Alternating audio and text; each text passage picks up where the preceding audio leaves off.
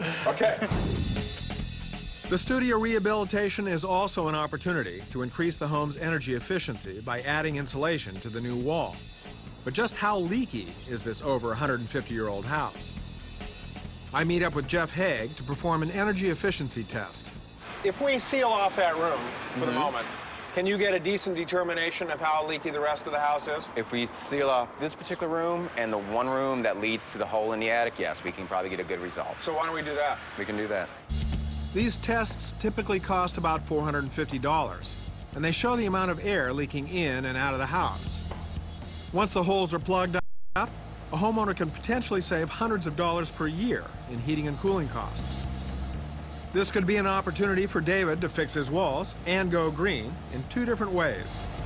You're going to try to see how leaky this house is, and I'm here to guess that it's probably pretty darn leaky. A house like this, traditional old New Orleans house, very leaky. Yeah. So to do that, you've got a fan set up called a blower door set up in the door, and this sucks air out of the house or blows air into the house. It's hooked up to some instruments and to a computer. After sealing off the doors and windows, this blower door test will measure the rate that new air is flowing into the house with pressure gauges connected to the fan and his computer. We can now measure the level of draft. That is just a big fan. Just a big fan, that's all it is. Proceed with test. All right, now it's going to start sucking air out of the house. So this really does control the whole test. Correct. Now, we got some construction going on back there.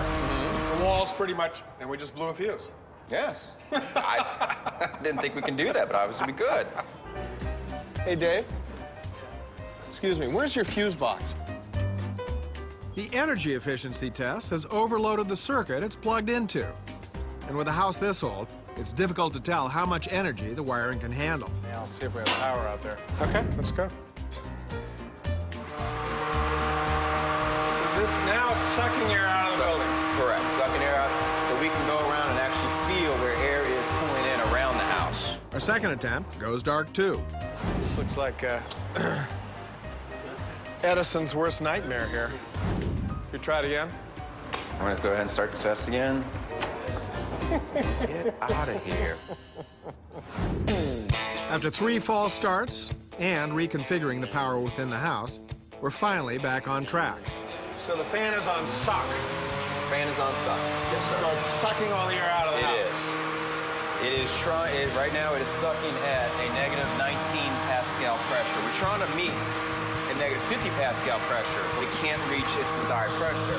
When this house was built in the 19th century, most structures were not insulated at all. And the Degas house, at over 150 years old, is no different. This place is so drafty that we can't even get an accurate reading of the pressure. Even though we have all the windows and doors closed, this still can't even develop enough suction to measure the leakiness of the house. Not accurately, no, it can't. So, in a house like this, for a guy like you, who's committed to making houses tight and energy efficient, what do you do in New Orleans? Well, unless you tear a whole house like this down and redo all the walls, you cannot get it to the desired level of tightness. There is no insulation in the house right now. So what do you recommend? Well, for comfort issues, they can polyurethane foam underneath the floor.